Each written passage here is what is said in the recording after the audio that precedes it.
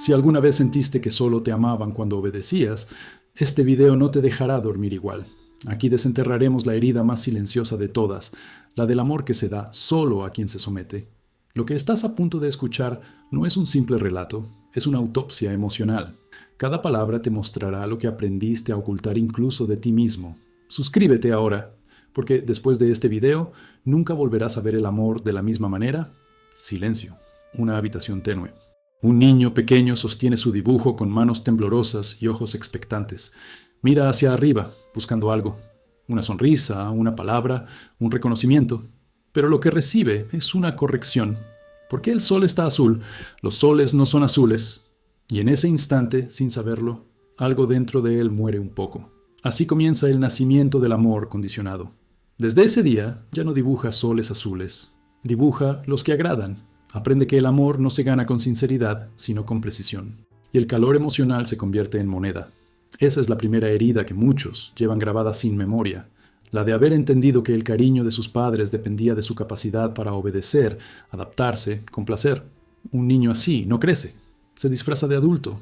Detrás de cada sonrisa dócil hay un campo de batalla invisible. El niño interior sigue allí, arrodillado, esperando el muy bien que nunca llega del todo. Obedecer se vuelve una forma de existir. Desobedecer, una forma de morir. Pero nadie lo llama por su verdadero nombre. Lo llaman educación, respeto, buena crianza, palabras que ocultan un pacto antiguo, el miedo a dejar de ser amado. La mente infantil, moldeable y hambrienta de afecto, traduce el rechazo como peligro de muerte. No lo racionaliza, lo siente. Por eso, cada mirada desaprobadora es un terremoto. Cada castigo silencioso, una amputación emocional. La biología del apego se vuelve un sistema de vigilancia constante. El niño calibra sus gestos, su tono, sus palabras, como si estuviera desactivando minas invisibles. No busca amor, busca no ser abandonado. La neurociencia lo confirma. El cerebro infantil, bajo estrés emocional crónico, desarrolla hiperactividad en la amígdala y en las zonas de detección de amenaza. Esto significa que un niño que teme decepcionar a sus padres vive en alerta perpetua. Su cuerpo secreta cortisol, su respiración se acelera incluso cuando nadie grita. Y con el tiempo, esa tensión se convierte en personalidad. Así nacen los adultos que sonríen cuando quieren gritar, los que se disculpan por existir, los que sienten culpa por descansar. Desde la psicología del desarrollo, esto se conoce como apego ansioso o apego evitativo, dos formas distintas de amar bajo amenaza. En ambos casos, el mensaje original es el mismo. No eres digno de amor si no cumples mis expectativas. El niño se adapta. Aprende que el amor tiene condiciones y las memoriza como mandamientos sagrados. No llores. No hables cuando no te preguntan. Sé fuerte. Hazlo bien o no lo hagas. Cada una de esas frases es un ladrillo en la muralla que separará al adulto de su autenticidad. La sabiduría antigua ya lo sabía, aunque con otros nombres. En el budismo se habla del yo ilusorio, la máscara que usamos para ser aceptados. En la tradición cristiana se menciona como la culpa original, esa necesidad de merecer el amor de Dios mediante obediencia. En la mitología griega, Prometeo fue castigado por desafiar al poder, recordándonos que el precio de la libertad es el castigo. Y en la psicología profunda de Jung, este mismo niño aparece como la sombra reprimida, la parte viva que fue desterrada para sobrevivir.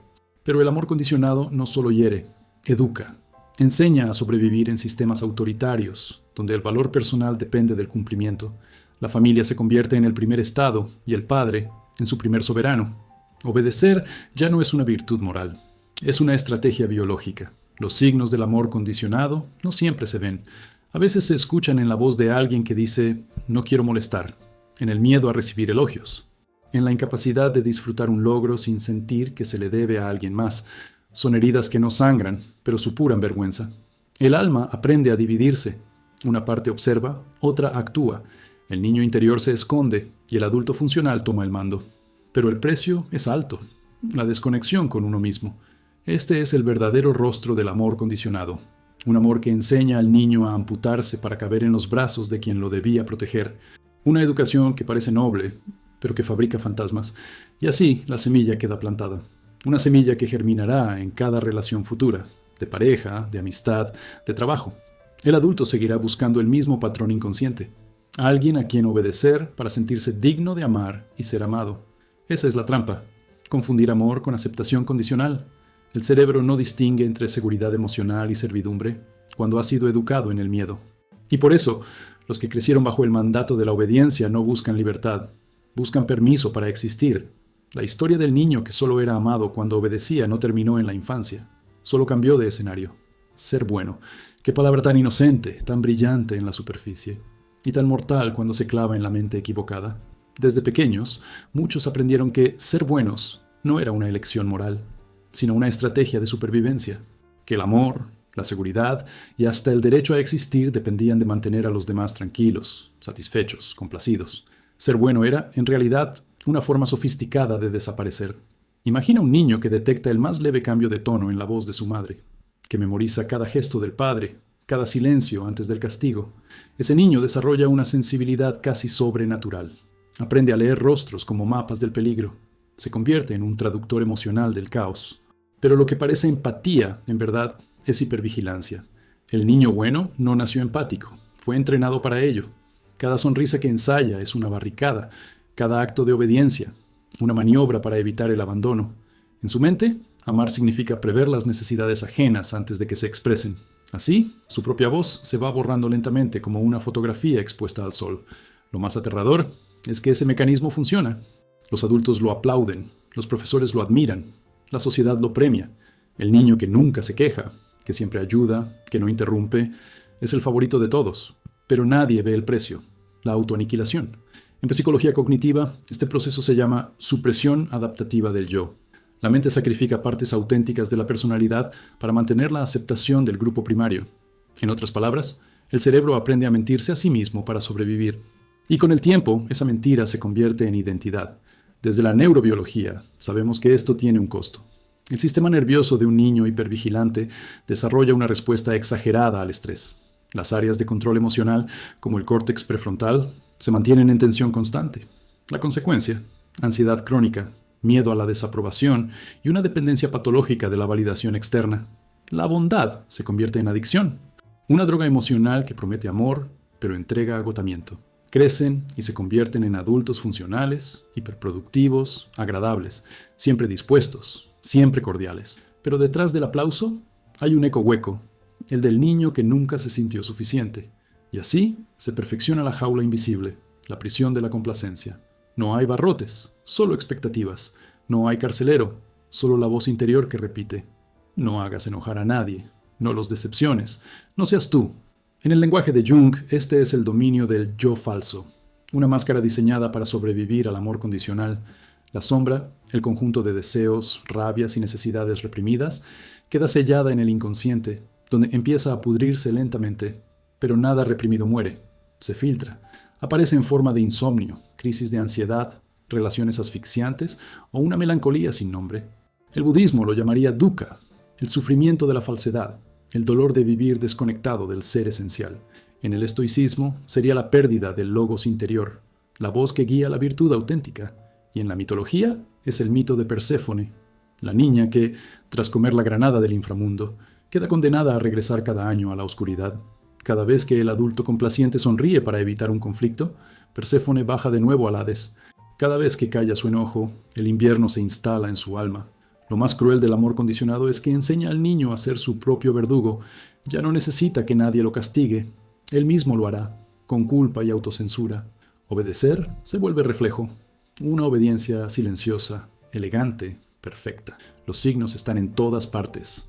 El adulto que dice sí cuando quiere decir no. El que teme tomar decisiones sin consultar. El que siente pánico cuando alguien está decepcionado. El que sonríe mientras su cuerpo tiembla. En la superficie parecen equilibrados.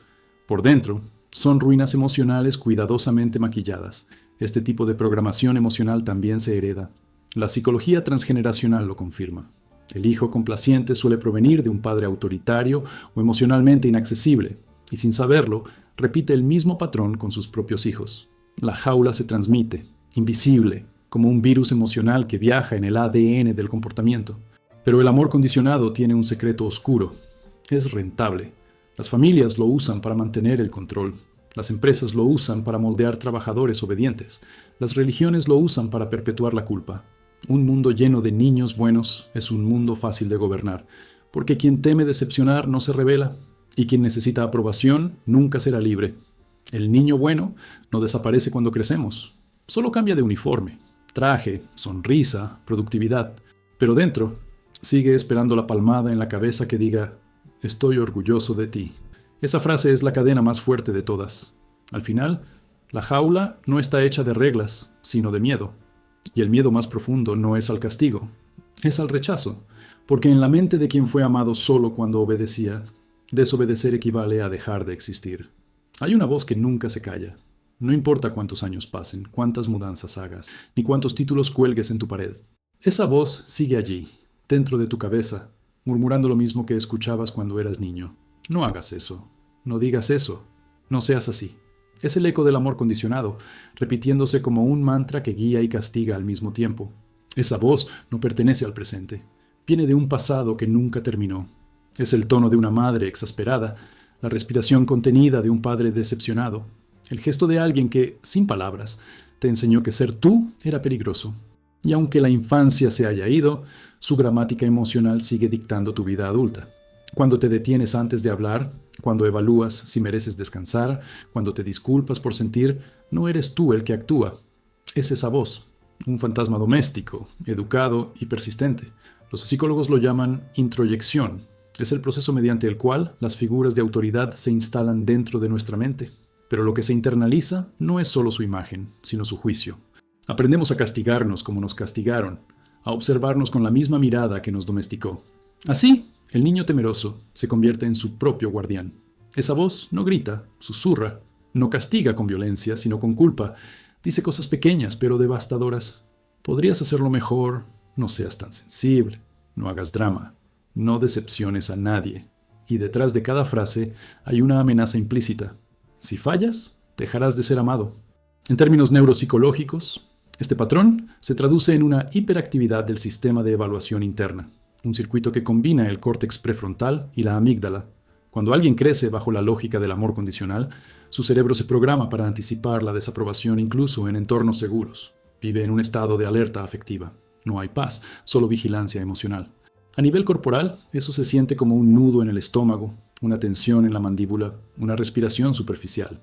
El cuerpo recuerda lo que la mente intenta olvidar. El resultado, adultos que no soportan el silencio, porque en el silencio vuelve la voz. Adultos que llenan su vida de tareas, metas y responsabilidades para no escuchar el eco. Pero el ruido externo nunca es suficiente, porque el problema no está afuera. Está en el eco interno que se disfraza de pensamiento racional, pero en realidad es una orden antigua. Sigue obedeciendo. La psicología junguiana explica esto como el dominio del superyo tiránico, una instancia psíquica que vigila y castiga constantemente, como si dentro de cada uno viviera un juez invisible. Pero Jung también advertía que todo lo que se reprime termina emergiendo de formas más oscuras: irritabilidad, autosabotaje, dependencia emocional, miedo al abandono. La voz que censura también es la que destruye cuando no se le obedece. Hay momentos en que esa voz parece dormida y uno cree haber sanado. Pero basta una crítica, una mirada indiferente, una frase casual y todo vuelve. El corazón late rápido, el cuerpo se tensa y la mente se llena de justificaciones, no porque haya peligro real, sino porque esa antigua programación se activa ante cualquier señal de desaprobación. Es un reflejo, como el de un animal domesticado que se agacha al escuchar el sonido del látigo, aunque ya no haya nadie sosteniéndolo. La sabiduría ancestral lo describía de otra forma.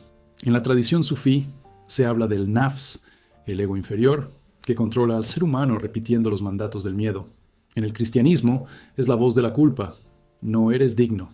En el taoísmo es la desconexión del camino natural, cuando uno actúa según la imposición, no según su esencia. Todas las tradiciones coinciden en una verdad amarga. El enemigo más peligroso no está afuera, sino dentro. La ciencia moderna lo respalda. Estudios de la Universidad de Stanford sobre autocrítica patológica muestran que el cerebro de una persona que se juzga a sí misma con dureza activa las mismas áreas de dolor que se encienden bajo tortura física.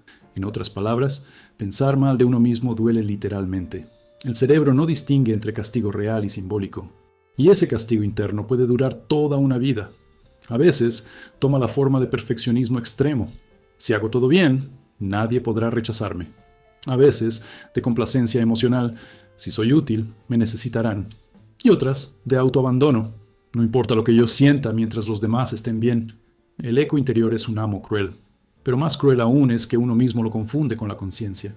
Por eso tantas personas confunden obediencia con moralidad. Porque desde niños les enseñaron que lo correcto no era ser honestos, sino ser agradables. La mente condicionada se vuelve un laberinto de espejos. Cada pensamiento refleja la voz de alguien más. Cada elección está contaminada por el miedo a defraudar. Y al final, la persona ya no sabe quién es realmente. Solo sabe quién debe ser para no perder el amor. Pero llega un punto en el que esa voz se quiebra. A veces en medio de una crisis, a veces en el silencio de una noche cualquiera. Un instante en que la mente cansada pregunta, ¿y si no obedeciera? Ese momento es peligroso y sagrado, porque es el primer susurro de la libertad. Romper el eco no es gritarle, sino reconocerlo. Escucharla con atención y decirle, gracias por protegerme, pero ya no te necesito. Esa es la diferencia entre sobrevivir y vivir. Sin embargo, pocos llegan a ese punto. La mayoría prefiere seguir obedeciendo la voz que los hiere, porque esa herida es familiar, y lo familiar se siente como hogar, incluso cuando duele. Así, el eco sigue, generación tras generación. Un eco que no pide ser amado, solo ser escuchado. Un eco que, si no se enfrenta, acaba dirigiendo toda una vida desde la sombra. Y cuando la voz de la infancia gobierna al adulto, no hay libertad posible. Solo una obediencia refinada, una servidumbre que sonríe. Hay silencios que no curan, anestesian. El niño que fue amado solo cuando obedecía aprendió a callar no por timidez, sino por supervivencia. Cada vez que expresaba enojo, tristeza o deseo, el amor se retiraba como una marea fría. Y así, su sistema nervioso comprendió una lección biológica. Hablar es peligroso. Sentir es inadecuado. Existir demasiado es una amenaza. Ese aprendizaje no se queda en la memoria, se inscribe en el cuerpo. La neurociencia lo demuestra. Los estudios del Child Trauma Research Center de Harvard confirman que la supresión emocional en la infancia altera la conectividad entre la amígdala, centro del miedo, y la corteza prefrontal, centro del juicio y la regulación. El resultado es una mente hipervigilante y un cuerpo en constante tensión, atrapados en una jaula fisiológica. El silencio, entonces, se convierte en una estrategia neurológica, reducir la expresión para evitar el castigo. Pero lo que se calla no desaparece, se hunde, se comprime, se convierte en un ruido interno que ningún adulto logra apagar. A nivel psicológico, este fenómeno se llama inhibición de la emoción primaria. El individuo aprende a sustituir las emociones genuinas por versiones aceptables.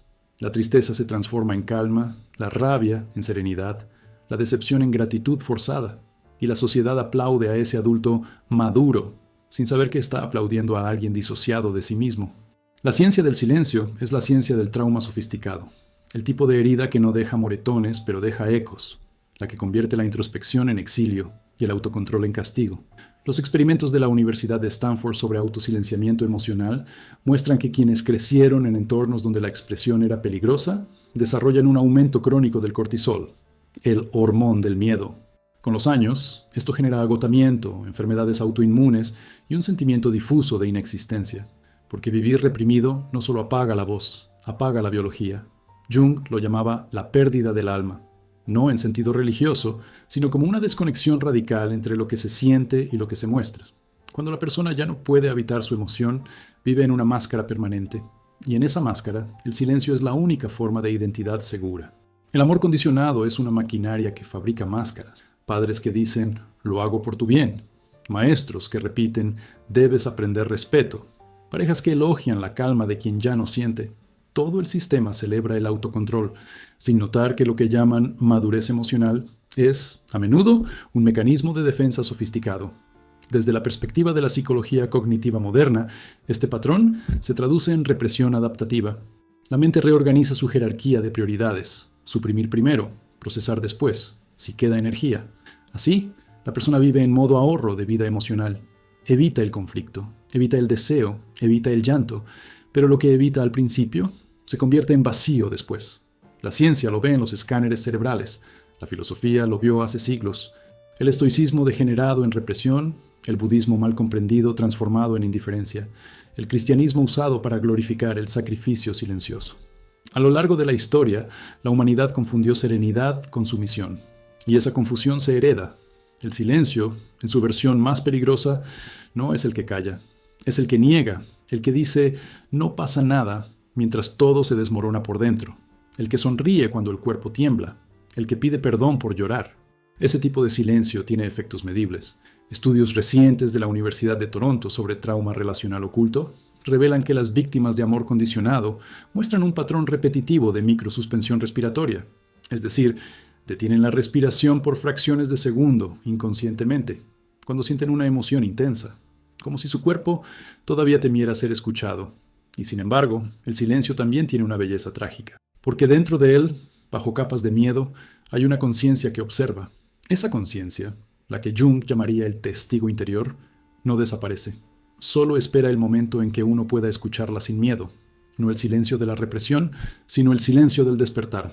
Las tradiciones espirituales más antiguas lo sabían. En el budismo zen, el silencio es camino de iluminación, pero solo cuando no está lleno de miedo. En la filosofía hermética, el silencio es poder cuando se elige, no cuando se impone. El mismo acto, callar, puede ser una prisión o una práctica, según desde dónde nace. El problema del niño obediente es que nunca eligió callar. Le enseñaron que su voz era un error. Por eso, de adultos, muchos no saben diferenciar entre paz y parálisis, entre calma interior y sumisión emocional. Viven en un continuo estado de estar bien, una especie de anestesia espiritual que los protege del dolor, pero también del placer. La ciencia del silencio revela un misterio aterrador. Cuanto más callas tus emociones, más fuerte se vuelve tu mente crítica.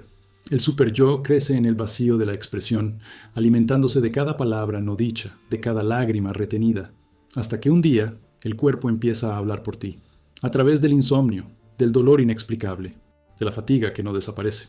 El silencio emocional es un lenguaje cifrado. El cuerpo grita lo que la boca calla, y el alma se aleja un poco más, pero incluso la ciencia, con su frialdad estadística, termina llegando a la misma conclusión que la sabiduría antigua. Lo que no se expresa, se deforma, y lo que se deforma, gobierna. Por eso, romper el silencio no es solo un acto psicológico, es un exorcismo, una invocación de lo que fue prohibido sentir, una forma de decirle al niño interno: tu voz aún importa. Ese momento, cuando el silencio se quiebra sin violencia, pero con verdad, es el instante en que la biología y el alma se reconcilian, y lo que antes era obediencia se convierte, por fin, en presencia. Un niño que aprende a obedecer para ser amado no desaparece cuando crece, se multiplica, se reproduce en cada familia, en cada empresa, en cada sistema que premia el silencio y castiga la disidencia. Así se construyen las civilizaciones más estables y las almas más rotas. El amor condicionado no es un fenómeno individual, es una ingeniería social, una maquinaria emocional que lleva siglos perfeccionándose bajo otros nombres: moral, deber, patriotismo, fe. Todas palabras hermosas, usadas para domesticar la libertad interior. Las sociedades no necesitan látigos si logran enseñar a las personas a temerse a sí mismas. Basta con instalar la voz del padre dentro del cerebro colectivo. Una voz que diga: sé correcto, no hagas ruido, no cuestiones. Esa es la obediencia heredada, el eco estructurado en la cultura.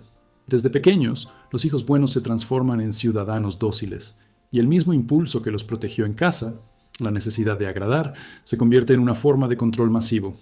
El sistema los recompensa con lo que más desean: aprobación, pertenencia, amor social. Les da títulos, sueldos, reconocimientos y la ilusión de seguridad. Pero esa seguridad tiene precio: la amputación del pensamiento crítico. El niño que temía decepcionar a sus padres se convierte en un adulto que teme decepcionar a su jefe, a su iglesia, a su país. Cambia de autoridad, pero no de patrón emocional. Su brújula sigue apuntando al norte de la obediencia. La psicología social lo llama refuerzo normativo. El comportamiento humano se alinea con las normas del grupo para mantener su estatus y evitar la exclusión.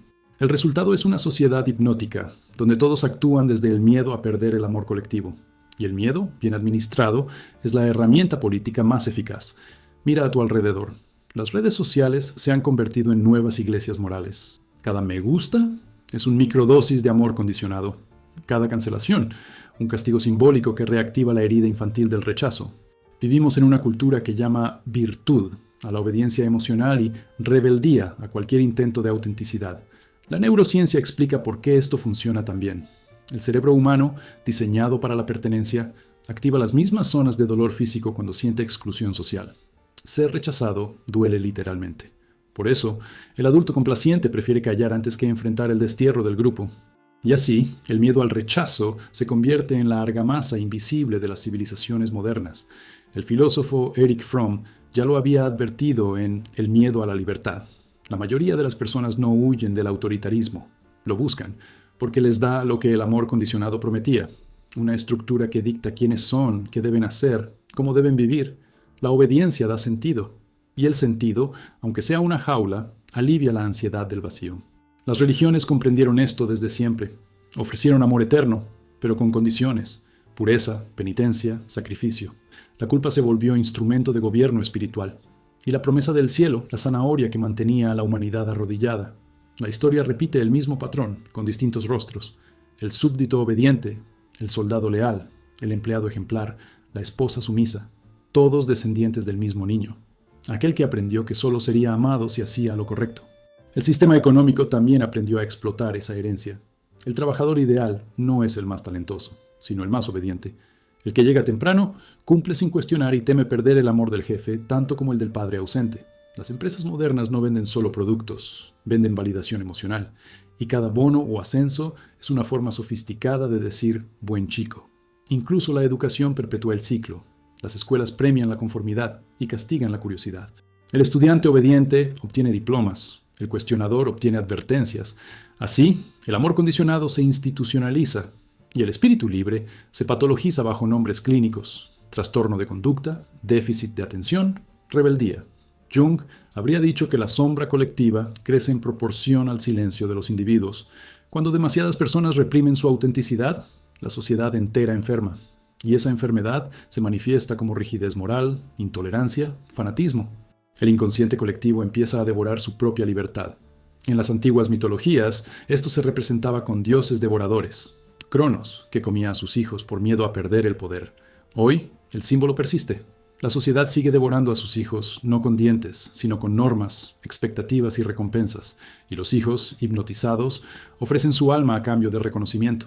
El amor condicionado ha dejado de ser una herida privada. Es una infraestructura cultural. Una programación colectiva que enseña a los humanos a domesticar su propio espíritu.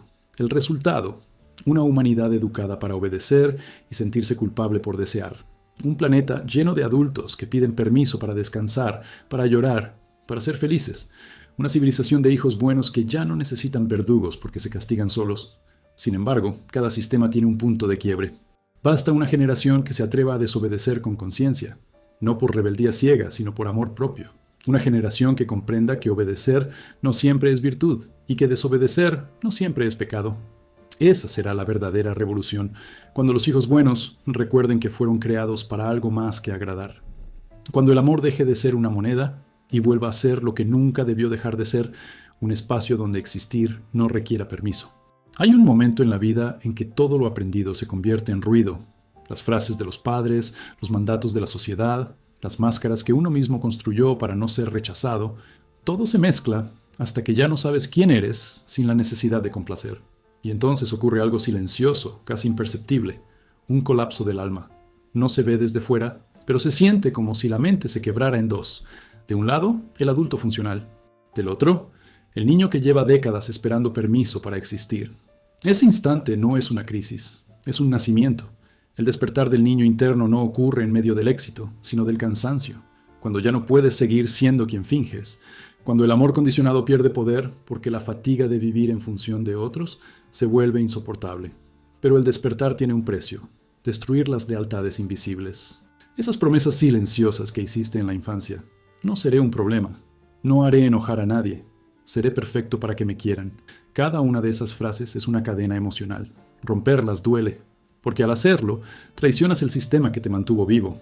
El primer paso del protocolo es brutal en su simpleza: reconocer que fuiste domesticado, no con violencia, sino con amor condicionado. Y admitir eso es una forma de duelo, porque implica aceptar que el amor que te enseñaron no era amor, sino entrenamiento. A nivel psicológico, el proceso de reparación comienza con la reparentalización interna. Aprender a ser para ti lo que tus cuidadores no pudieron ser. Dar afecto sin exigencia. Escucharte sin corrección. Perdonarte por sentir. Esto no es misticismo. La neurociencia confirma que el cerebro mantiene plasticidad emocional incluso en la adultez. Nuevas conexiones neuronales pueden reemplazar patrones antiguos de autocastigo por circuitos de autocompasión, pero solo si se repite un acto prohibido. Hablarte con ternura. La amígdala, centro del miedo, se calma cuando la voz interna deja de sonar como la de un juez. El tono cambia la química del cuerpo. Por eso, el segundo paso del protocolo es reprogramar el lenguaje interior. Cada vez que tu mente diga «no soy suficiente», responde «no necesito serlo para existir». Diz Cada vez que sientas culpa por descansar, susurra, no tengo que ganarme el derecho a respirar. Esas frases no son afirmaciones vacías, son comandos biológicos. Reescriben la relación entre emoción y supervivencia. El tercer paso es el límite, la frontera invisible que el niño nunca tuvo. Decir no es agresión, es reparación. Cada límite puesto es una declaración metafísica. Ya no necesito traicionarme para ser amado. Y aunque el cuerpo tiemble, aunque la culpa intente volver, el límite se mantiene como un acto sagrado. La filosofía antigua comprendía la importancia del límite. En el hermetismo se decía, todo lo que no tiene contorno se disuelve. Y en el taoísmo, el equilibrio nace del movimiento entre opuestos. Decir no para que el sí tenga sentido. El niño obediente nunca conoció esa frontera. Ahora el adulto debe construirla con conciencia. Pero el paso más difícil llega después. La retirada estratégica. No toda batalla debe librarse. A veces, la sanación exige distancia. Alejarse de los espacios donde la obediencia aún se celebra, aunque eso signifique decepcionar a los demás. La mente condicionada teme la soledad, pero el alma la necesita para renacer. La soledad no es vacío, es desintoxicación del ruido ajeno. Durante ese retiro ocurren síntomas extraños. El silencio parece insoportable. Surge un cansancio antiguo, como si el cuerpo recordara siglos de represión. La tristeza brota sin motivo, pero nada de eso es recaída. Es limpieza. Es el cuerpo desenterrando emociones que llevaba enterradas bajo capas de obediencia. La psicología contemporánea lo llama integración del yo fragmentado. El niño interior no se elimina ni se supera, se invita a casa, y cuando ese niño vuelve, trae consigo todo lo que habías perdido. Creatividad, espontaneidad, deseo, fuego. El fuego que la obediencia extinguió. A partir de ese momento, la supervivencia deja de ser el objetivo. Comienza la existencia plena, y algo sorprendente sucede, la compasión, porque quien ha visto su propio condicionamiento deja de exigir perfección a los demás, deja de juzgar al que obedece, porque entiende su miedo, deja de idolatrar al rebelde, porque comprende su dolor, solo observa y elige con conciencia. La espiritualidad más profunda nace en ese punto. El budismo lo llamaría nirvana del yo, el fin del sufrimiento causado por la ilusión del deber. El cristianismo lo llamaría gracia, amor sin condiciones. Y la psicología moderna lo definiría como autenticidad emocional integrada. 3 lenguajes para una misma experiencia, la libertad interior. Pero la sombra sigue allí, esperando. El eco del amor condicionado no desaparece por completo. Se vuelve más sutil, más sofisticado. Te susurra que no mereces tanta paz, que deberías estar haciendo algo útil. Y cuando eso ocurra, recuerda el último paso del protocolo, la vigilancia consciente. No contra el mundo, sino contra tu propia mente. La conciencia es el escudo, observar sin identificarte, escuchar sin obedecer. Cada día será una negociación entre tu viejo reflejo y tu nuevo ser. Habrá recaídas, momentos en que quieras volver a ser el hijo bueno, el empleado perfecto, el amante dócil. Pero ya no podrás hacerlo del todo, porque una vez que ves la jaula, no puedes volver a dormir en ella. El amor condicionado fue el primer lenguaje del miedo. Desaprenderlo es un acto revolucionario. Y la revolución empieza en silencio, dentro del pecho, cuando decides no castigarte más por ser humano. Así termina este viaje, no con una redención luminosa, sino con una comprensión lúcida. No fuiste amado por quien eras, sino domesticado para sobrevivir. Pero aún estás a tiempo de elegir otra historia. Una en la que amar no sea obedecer, y existir no requiera permiso. Y si este mensaje resonó contigo, recuerda que la sanación no se hace en soledad. Suscríbete, no para seguir una voz más, sino para acompañar la tuya propia. Porque cada vez que alguien despierta, el eco del amor condicionado se apaga un poco más en el mundo. Si has llegado hasta aquí, sabes que algo dentro de ti ya despertó. No fue casualidad, fue reconocimiento. Porque solo quien alguna vez fue amado con condiciones entiende este eco en el alma. Este canal no te promete respuestas fáciles, te ofrece un espejo, oscuro, honesto, necesario, donde puedas mirarte sin máscaras. Suscríbete, no por mí, sino por ti, para seguir recordando que el amor no se mendiga, se comprende. Cada nuevo video es una grieta más en la jaula que te enseñaron a amar. Y cada persona que se une a esta comunidad apaga un poco el ruido del condicionamiento que nos programó. Suscríbete ahora, no para aprender a obedecer, sino para aprender, por fin, a ser libre.